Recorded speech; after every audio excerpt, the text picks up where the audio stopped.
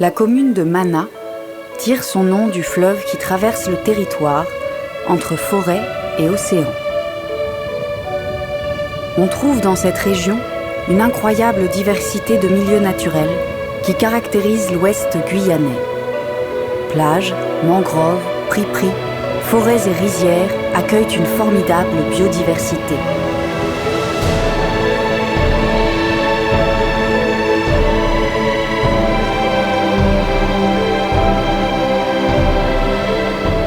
C'est dans ce cadre hors du commun que la mairie de Mana a décidé de mettre en place pour les prochaines années un programme d'atlas de la biodiversité communale. Porté par deux associations, le GEPOG et Muntu Guyane, et soutenu par l'Office français de la biodiversité, l'objectif est de renforcer les connaissances environnementales locales.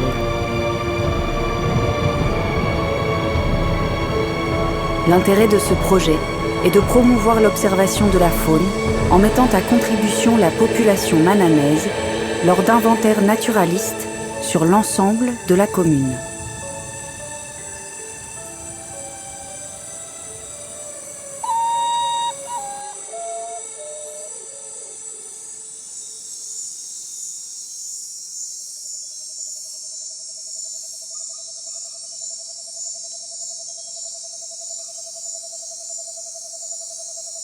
Le GEPOG coordonne le programme d'ABC de la commune de Mana.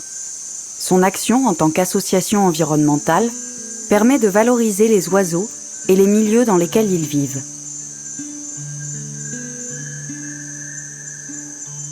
Pour cela, Olivier Claessens étudie depuis près de 20 ans les oiseaux de Guyane.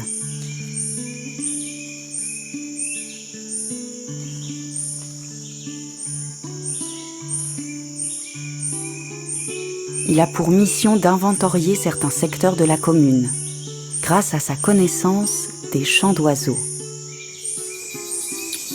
L'objectif étant d'aller prospecter des sites qui ont été un petit peu délaissés par des naturalistes jusqu'à présent, et en même temps qui illustrent la diversité des habitats qu'on peut rencontrer sur la commune de Mana. C'est très intéressant d'une part pour des communes qui souhaitent savoir un petit peu ce qu'il y a sur leur territoire, mais aussi pour nous d'un point de vue naturaliste, notamment en Guyane, parce qu'il y a beaucoup de zones qui ont très peu été explorées encore, même si, alors on ne parle pas de forêt vierge, mais d'un point de vue naturaliste, on voit bien qu'on n'a pas pu aller partout. Et même dans des secteurs qui sont accessibles comme ici, là c'est une piste forestière qui est tout près de Mana, malgré ça, il y avait très peu d'observations jusqu'à présent, donc ça, on va essayer au fil des prochaines semaines, des prochains mois, d'améliorer un petit peu la connaissance qu'on peut avoir sur cette zone-là, ce qui nous permet, nous, ensuite, de mieux comprendre la répartition des espèces en Guyane de manière générale. L'ornithologue effectue dès les premières lueurs du jour des points d'écoute réguliers le long de la piste forestière et dans ses environs. Cela permet de dresser une liste des différentes espèces d'oiseaux qui occupent les lieux, tout en déterminant la qualité de leur habitat. Olivier multiplie les observations, dans cette forêt marquée par l'impact de l'activité humaine. Certaines rencontres se font discrètes, à peine visibles dans l'ombre des feuillages. D'autres se laissent observer en plein milieu de la piste, comme cet engoulevent.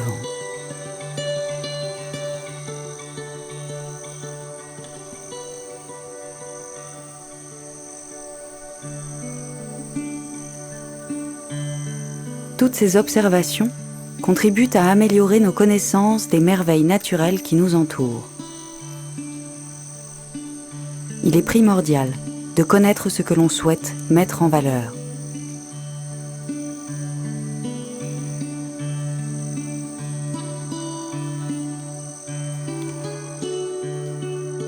Juste à côté du camp, on avait un nid de manakin à tête blanche. Donc c'est un petit passereau qui est vraiment en caractéristique des forêts guyanaises. Les manakins, c'est une famille qu'on ne rencontre qu'en Amérique du Sud. La plupart des oiseaux, quand ils vont se reproduire, chaque mâle va défendre un territoire et essayer d'attirer une femelle. Chez les manakins, c'est différent.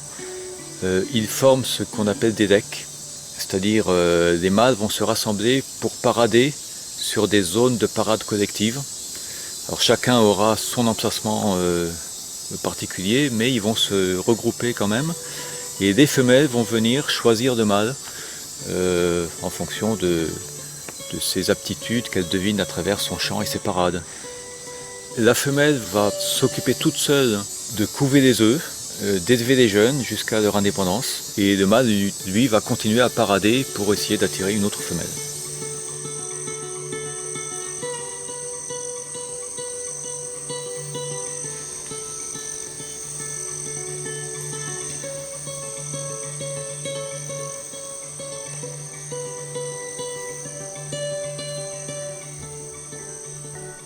Émile Edwige, plus connu sous le nom de Milo, a grandi à Mana. Passionné par la nature et très attaché à sa région natale, il a vu la commune se développer et nous évoque ses souvenirs ainsi que les changements dont il est témoin. Je suis né en 1939, à Mana. Les familles s'entraidaient beaucoup parce que c'était après la guerre. Et à mon époque, pour se déplacer en Guyane, c'était pas facile parce qu'il n'y avait pas de route.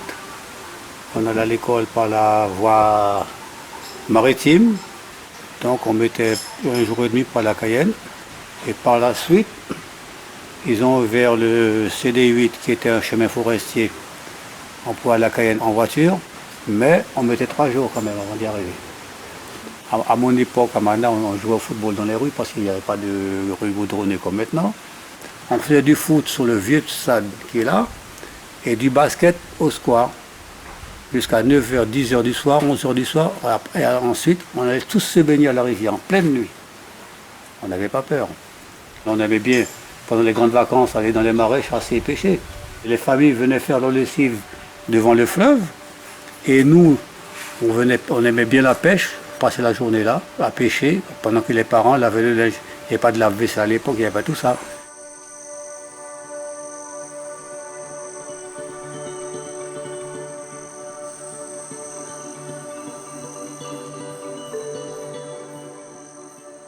Il y avait des petits singes qui venaient parce que le marécage était encore assez, et il y avait beaucoup de brousse, c'était pas brûlé comme maintenant, c'était pas défriché.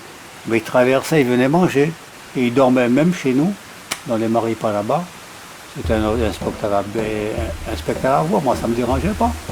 Ils prenaient les mangues, alors évidemment, après leur passage, tout le sol s'est tapissé de mangues.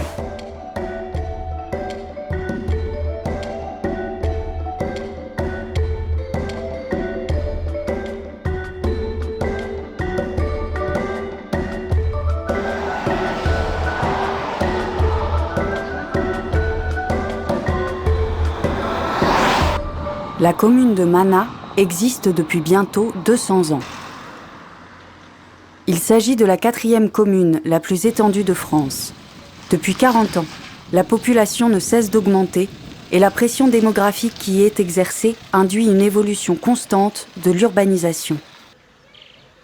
C'est dans ce contexte qu'il est urgent d'intégrer la biodiversité dans les choix à venir. Léna Boyer est animatrice pour Muntu Guyane, une association qui œuvre pour le développement durable du territoire guyanais, dans un souci de préservation des écosystèmes et de sensibilisation à l'environnement.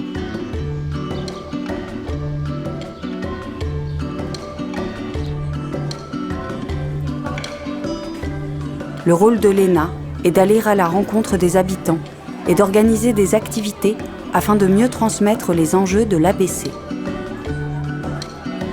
Il est nécessaire de récolter des informations quant aux liens qui unissent la population et les divers milieux naturels de Mana.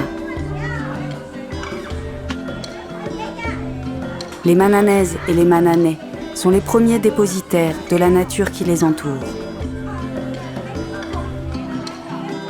La préservation de leur environnement se fait aujourd'hui et avec eux.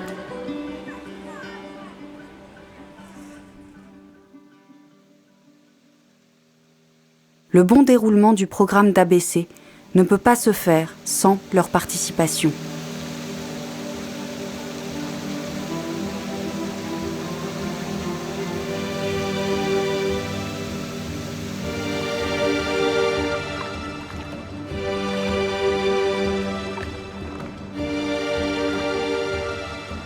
Nous sommes sur l'Amana, avec Bonis Smallboy.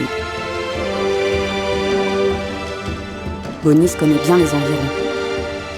Il aime la tranquillité que lui apporte la nature, et dans son abatis, il a laissé des arbres de la forêt pour préserver l'habitat de la faune locale. Il connaît le fleuve depuis son plus jeune âge, à l'époque où son père l'emmenait à la pêche. Son métier de formateur à la maison familiale rurale lui permet de partager son expérience avec les élèves. À ses yeux, le programme d'ABC est l'occasion de renforcer les connaissances en matière de biodiversité sur la commune de Mana et de valoriser les ressources naturelles, tout en respectant l'environnement.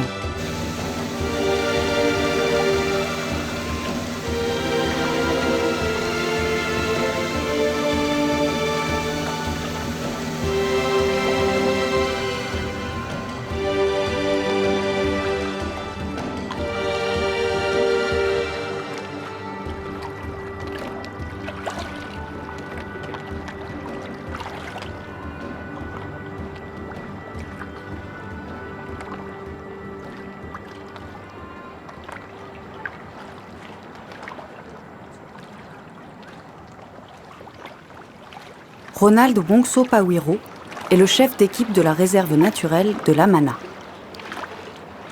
Membre de la police de l'environnement, il lui tient à cœur de faire découvrir les richesses du patrimoine naturel de la réserve et de les préserver.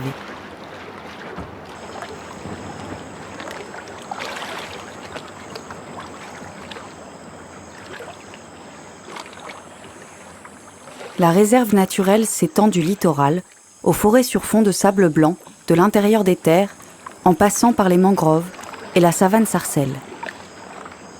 Certains endroits sont accessibles à tous, mais il est recommandé de se renseigner auprès de l'équipe avant de visiter les lieux ouverts au public. On peut voir beaucoup de choses. C'est très intéressant, mais l'accès est en parenthèse difficile. Si on aime bien pagailler, il faut s'allumer sur les palétuviers. C'est très riche, c'est très beau. Je les invite à venir en voir. Sur cette savane sarcelle, dans différents milieux, on voit que ça disparaît petit à petit. Les milieux changent, pas comme on a l'habitude de voir.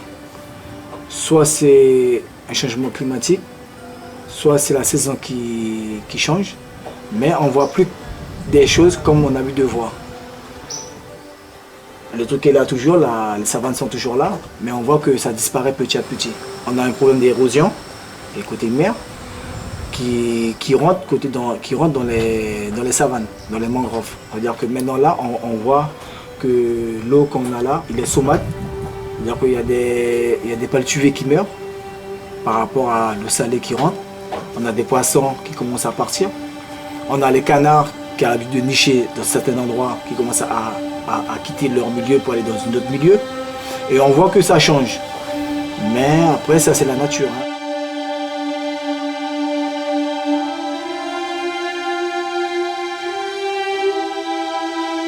La Guyane connaît l'une des dynamiques côtières les plus importantes au monde. Les sédiments, charriés depuis le fleuve Amazone, façonnent le littoral et modifient les milieux présents. Chaque année, ibis, aigrettes, bécassos et autres limicoles trouvent dans les polders de Mana de quoi subsister.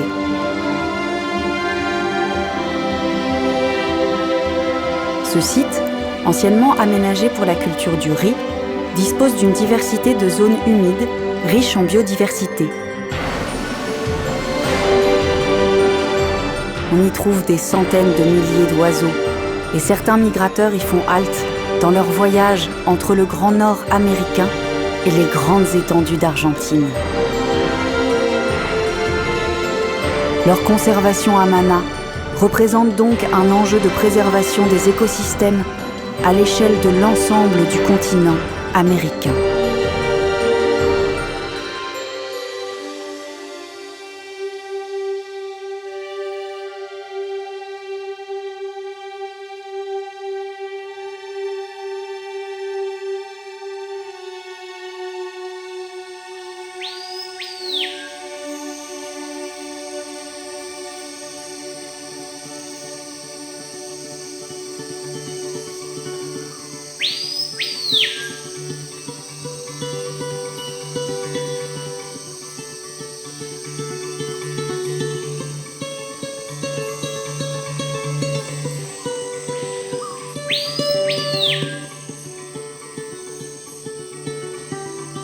Je m'appelle François Alphonse. Ma mère est née ici d'abord. Mes parents sont nés ici. Mes grands-parents, mes oncles. Et c'est pour cela que ce site Kouachi, c'est un site historique pour nous. En Kalinia, le lieu s'appelle Emeshibulu. Emeshibulu en amérindien Kalinia qui signifie la crête, la petite colline. Nous avons une relation complètement différente des autres populations par rapport à la nature. On a toujours besoin de la forêt autour de soi, qu'on ait un espace naturel. Parce que pour les Amérindiens, il faut absolument un abatis, un lieu où on peut vaquer à ses occupations normalement, tranquillement, surtout faire l'abatis pour pouvoir nourrir la famille.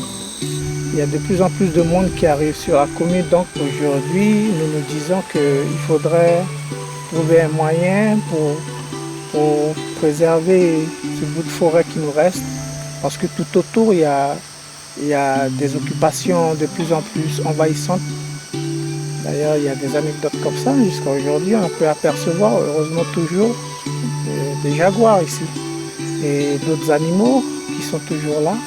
La faune est là, d'accord, mais elle n'est pas éternelle. Donc au maximum, on essaye de préserver l'environnement maintenant pour autre chose. J'ai été élu au sein du conseil municipal et je suis l'élu délégué à l'environnement. Donc cette ABC est aujourd'hui à Mana est pour moi une opportunité pour développer des événements sur la commune, pour promouvoir la nature.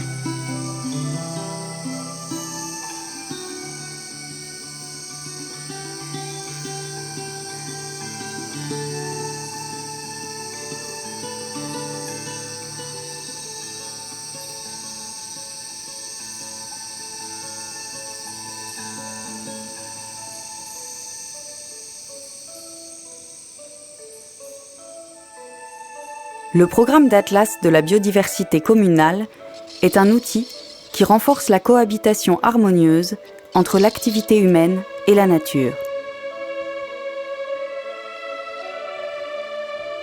En intervenant auprès des plus jeunes, dans les établissements scolaires, en organisant des sorties pour connaître les différents milieux naturels et les espèces de la commune, l'ABC collecte des informations qui permettent de mettre en valeur les atouts environnementaux de Mana.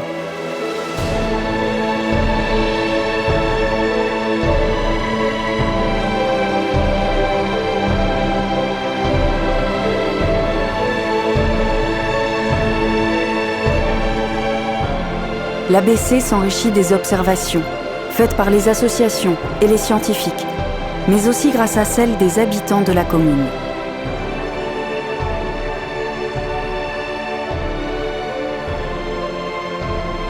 La participation de la population est au cœur du projet. Contribuez vous aussi à l'ABC de Mana en transmettant vos propres observations de la faune et de la flore qui vous entourent.